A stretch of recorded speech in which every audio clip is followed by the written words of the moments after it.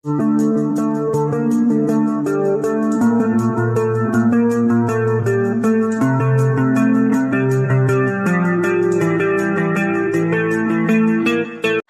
para kaum rebahaner dimanapun kalian berada.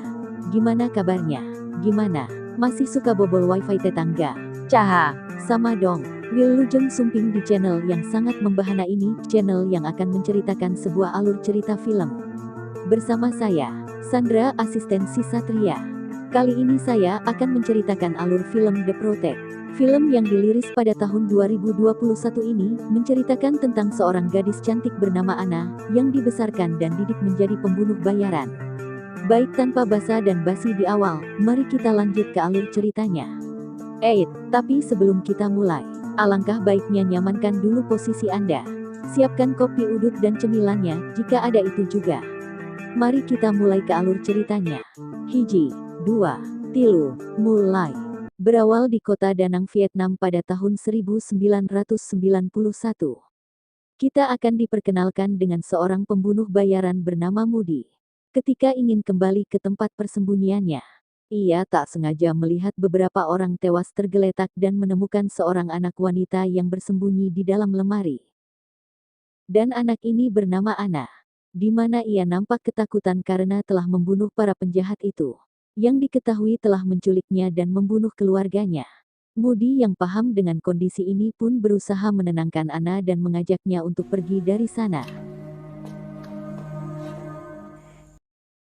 30 tahun kemudian di Bukares, Rumania, terlihat seorang pria bernama Pali yang sedang diculik oleh orang yang tak dikenal.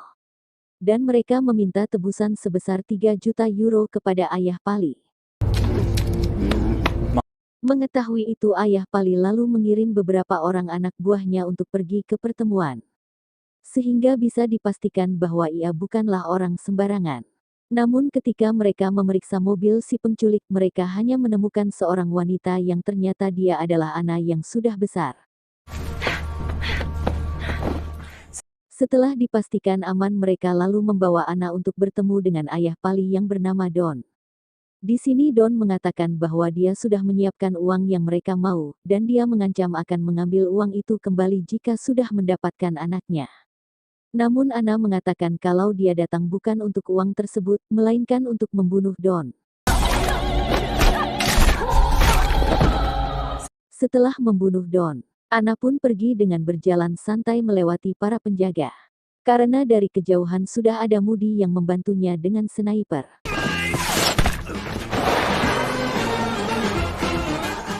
Selesai dengan itu mereka pun menerima bayaran 7 juta euro atas pekerjaan ini. Sementara Pali mereka tinggalkan begitu saja. Setelah berkeliling dunia sebagai pembunuh bayaran, mereka akhirnya memutuskan untuk menetap di London dan menjalani kehidupan seperti orang pada umumnya.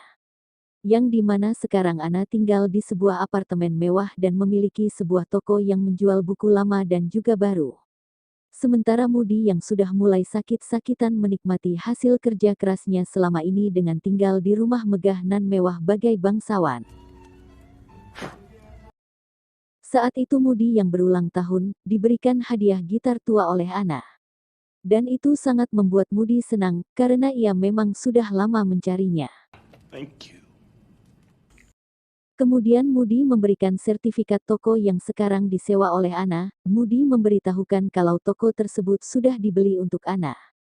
Namun sebagai gantinya, Moody meminta Anna untuk mencari tahu keberadaan seorang anak bernama Lucas. Yang diketahui Lucas adalah anak dari seorang mafia bernama Edward, yang sebelumnya dia bunuh, dan sekarang Moody berniat menebus dosanya tersebut dengan menjaga Lucas. Namun sampai saat ini, ia masih belum menemukan keberadaan Lucas. Dan Anna yang mendengar itu pun dengan senang hati membantunya. Keesokan harinya Anna pergi menemui sahabatnya yang bernama Benny, dan memintanya untuk melacak keberadaan Lucas. No, but that was some of your better words. Ketika kembali ke tokonya, Anna kedatangan seorang pria bernama Michael, yang ingin mencari sebuah buku cetakan pertama, namun ternyata itu hanyalah akal-akalannya saja, yang ingin berkenalan dengan Anna. Yang kemudian Michael pun memberikan nomor teleponnya dan berharap Anna mau menghubunginya. Anna lalu menemui Benny untuk mengambil data informasi tentang Lucas yang disimpan di sebuah flash disk. Everything else I have is online. Malam harinya Anna pun pergi ke rumah Moody membawa flash disk tersebut. Namun ketika tiba di sana ia malah mendapati Moody sudah tewas.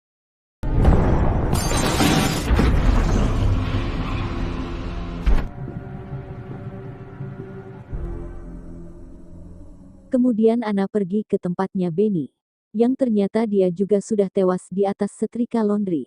Merasa ada yang tidak beres, Anna pun dengan cepat pergi ke tokonya untuk berkemas. Namun di sana juga diserang oleh 2 orang bersenjata yang mencoba membunuhnya.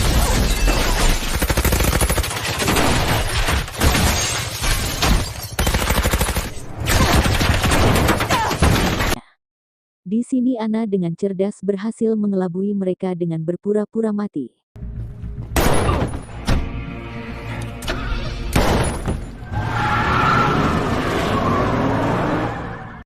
Keesokan harinya terlihat Anna yang sedang berada di warnet memeriksa isi flash disk yang diberikan sebelumnya.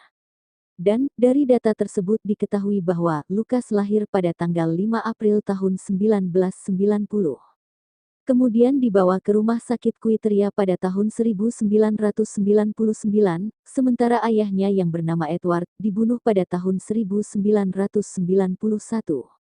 Edward sendiri adalah seorang mafia penjual senjata kimia yang memasok senjatanya kepada pemberontak di Vietnam. Dan dia telah tewas pada ledakan bom mobil sebelum sempat diadili atas kejahatannya. Yang sudah kita ketahui pelakunya adalah Moody, yang dibayar oleh seseorang. Sehingga Anna pun berpikir kalau pembunuhan Moody ada kaitannya dengan semua ini. Dan dia tertarik untuk menyelidiki seorang pengusaha bernama Jesse No yang sekarang melanjutkan bisnis milik Edward. Dengan bermodalkan informasi itu, Anna pun berangkat ke kota Da Nang, Vietnam. Pada pagi hari yang cerah, terlihat gerombolan geng motor yang dipimpin oleh seorang pria bernama Billy. Yang kemudian mereka dikagetkan dengan seorang pengendara yang menerobos di tengah-tengah mereka.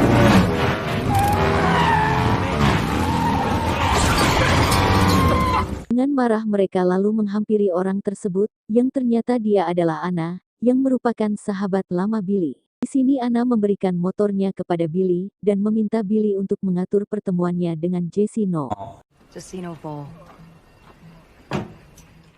Hingga pada malam harinya mereka pun mencegah Jesse No yang sedang dalam perjalanan pulang, dengan todongan senjata.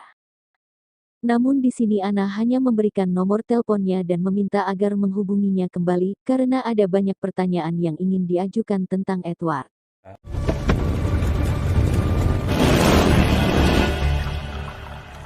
Beberapa hari kemudian Anna pun mendapatkan telepon dari Jesse No, meminta Anna untuk datang langsung ke kantornya.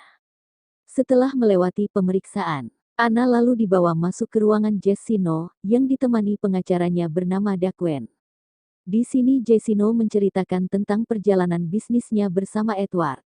Dan dia bertanya mengapa Anna tertarik untuk mencari tahu seseorang yang sudah meninggal 30 tahun lalu. Anna pun mengatakan kalau bukan Edward yang ia cari melainkan anak yang bernama Lucas. Daquen yang mendengar itu tiba-tiba saja langsung menembak Jesse No dan menanyakan, siapakah Anna sebenarnya. Namun tiba-tiba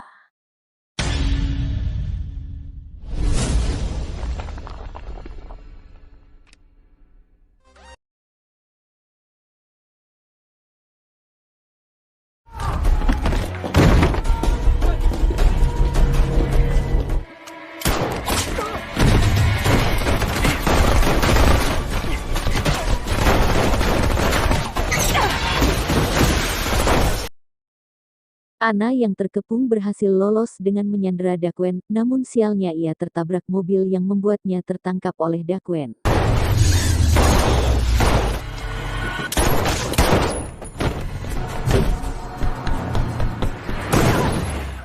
Daquen lalu mengurung Anna di sebuah ruangan dan memaksanya untuk memberitahukan apa motifnya mencari Lucas. Namun meski disiksa habis-habisan, Anna tetap saja bersikeras tidak mau buka mulut.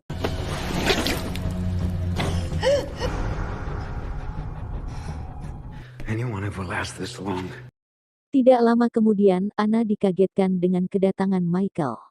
Michael memberitahukan kalau dia dan Daquan bekerja untuk orang yang sama, namun dirinya tidak terlibat dalam pembunuhan Moody juga Benny, melainkan hanya untuk memastikan kalau tugasnya sudah selesai. No loose ends. Sorry about your friend Moody. Understand? Keluar dari sana, Michael lalu menemui Daquan untuk berhenti menginterogasinya dengan cara kasar, dan dia akan kembali lagi jika kondisi Anna sudah mulai membaik.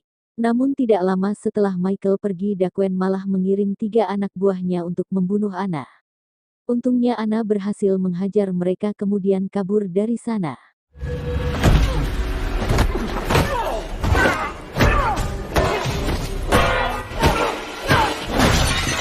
Setelah kejadian itu, Michael pun datang ke TKP. Dia mengatakan Anna tidak lari dan akan kembali untuk membunuh mereka. She's winning. Anna sendiri terlihat sudah berada di rumah Billy. Di sana dia menceritakan tentang masa kecilnya yang dibantu oleh Moody, melarikan diri dari Vietnam dan merawatnya hingga besar. Oleh karena itulah Anna sangat berhutang budi kepada Moody, dan dia berjanji untuk membalaskan dendam kematian Moody. Saved my life. He gave me a life. He was kind. Keesokan harinya Anna pergi ke panti asuhan, tempat di mana lokasi tinggalnya dulu, dan menyamar sebagai petugas pemerintahan. Di sana pemimpin panti memberikan berkas data diri Lucas yang ternyata pernah keluar dan masuk kembali dengan nama yang berbeda yaitu Christian. Kemudian dia untuk menemui Lucas yang sedang berada di sebuah ruangan, namun pemimpin pantai ini memberitahukan kalau Lucas tidak bisa diajak bicara karena dia buta, tuli dan juga bisu, sejak berumur 6 tahun. Ketika ingin pergi, Anna mendapatkan telepon dari Michael yang mengajaknya untuk berkencan, dan Michael memberitahukan kalau dia bisa memberikan informasi yang Anna cari. I'll give you a time and place.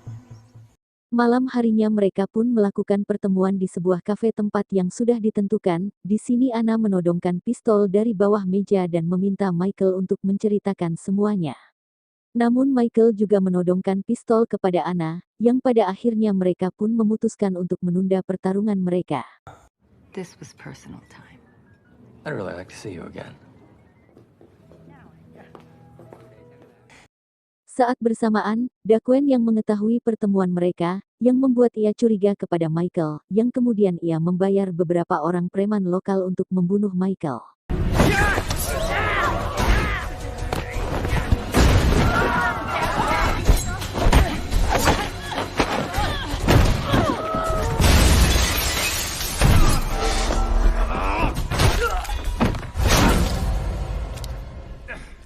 Di sisi lain Anna mendatangi tempat tinggal Daquan kemudian menginterogasinya dengan kasar.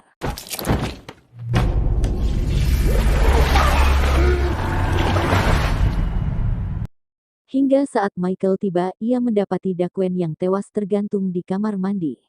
Saat bersamaan, ia juga mendapatkan telepon dari Anna. Ia memberitahukan kalau dia sudah mendapatkan informasi yang ia mau, yang ternyata Anna masih ada di sana sehingga terjadilah pertarungan.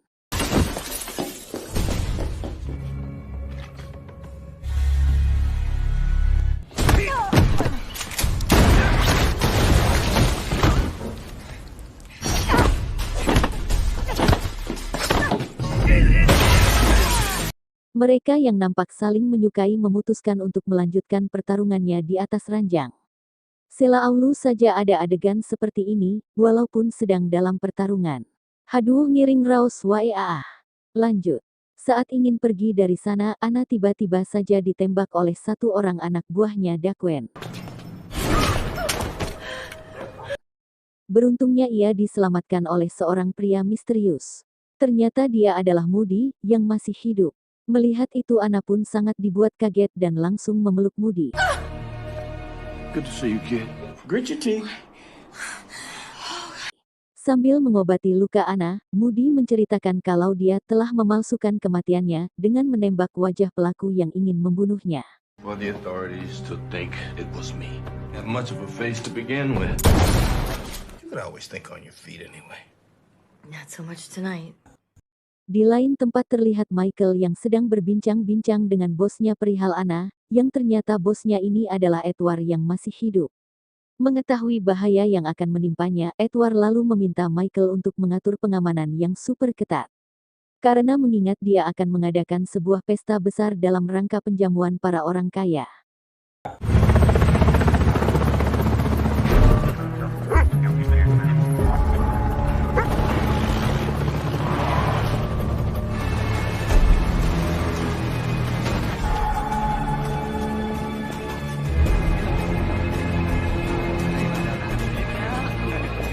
Hingga ketika pesta sedang berlangsung, nampak Michael yang dibuat sedikit tegang dan juga bimbang, karena seperti yang kita tahu, kalau Michael menyukai Anna, namun di sisi lain juga harus melindungi bosnya. Got paid up front. Saat Edward naik ke atas panggung untuk menyampaikan kata sambutan, terlihat Anna yang masuk menyamar sebagai pelayan. Namun penyamarannya tersebut diketahui oleh Michael yang kemudian terjadilah kekacauan.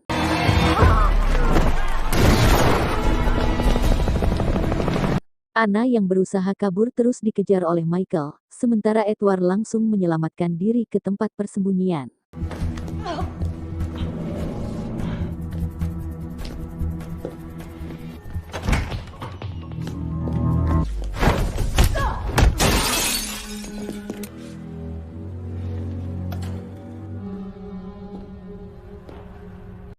Edward yang sendirian mengawasi kamera pengintai tiba-tiba dikagetkan dengan kemunculan Moody.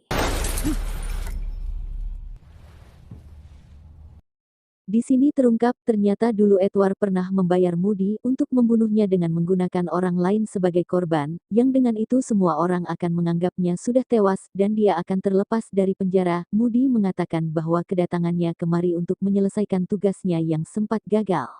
All those years ago to kill you, right? Sedangkan di luar Michael berhasil menemukan Anna, Michael langsung bertanya, mengapa Anna tidak menembak Edward, yang padahal dia memiliki kesempatan untuk itu. Anna pun mengatakan kalau itu bukanlah rencana mereka, yang ternyata Moody datang dengan membawa bom, dan memutuskan untuk mati bersama Edward, karena Moody berharap dosanya bisa diampuni dengan ini.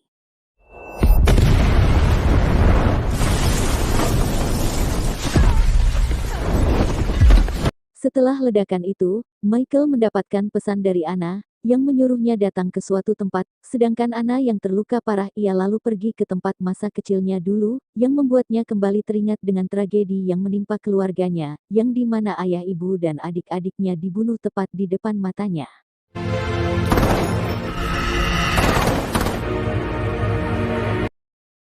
Namun Anna yang bernasib baik ia berhasil mencuri pistol milik para pemberontak itu, dan berhasil membunuh mereka, yang kemudian ia ditemukan oleh Moody.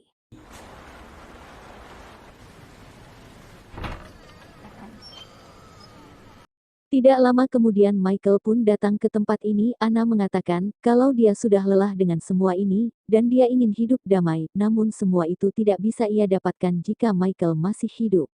Sehingga terjadilah saling tembak di antara mereka. Beberapa saat kemudian terlihat satu orang yang keluar dari pintu, dan orang tersebut adalah Anna. Setelah itu, film pun udahan. Gimana pamirsa, filmnya? Seru kan? Seru dong. Iya kan? Iya dong. Masa enggak? Baik, Abdi Sandra undur pamit dari video ini. Sampai jumpa di video berikutnya. Salam rebahan Indonesia.